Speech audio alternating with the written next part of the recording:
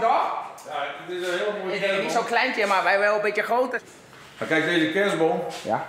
zou die in brand raken? Het is ook nog een echte boom, hè? Eigen bomen, ja, nee, wij doen de echte. Ja, wij Met de plaats van de boom heb ik problemen mee. Oké, moet Kijk, ik naar buiten?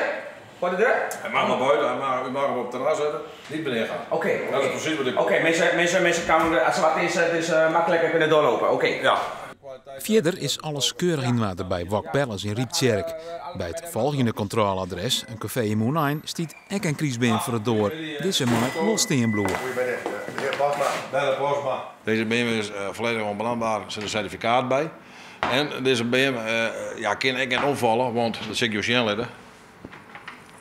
Die zit uit een huis. Ik ben er wel bewust met wonen, ja. Ik zie wel altijd nee, dat alles keurd is. Want ja, dat is gewoon belangrijk. Ja, dat het in de brand vliegt en er gebeurt wat. Je krijgt die man in Volendam.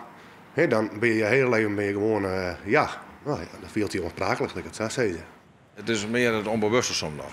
Het is zeker met startende ondernemers zijn, die keer wat versierd zo'n op zwarte markt in Beverwijk. En dan kun je op de vraagstekens bestellen van ja, waar voldoet het dan? Nou, en als we daar een twijfelen natuurlijk dan vragen we ze om een certificaat ervan. Maar tot de bocht dan, zeg ik in 95% van de gevallen bij de ondernemer perfect met elkaar.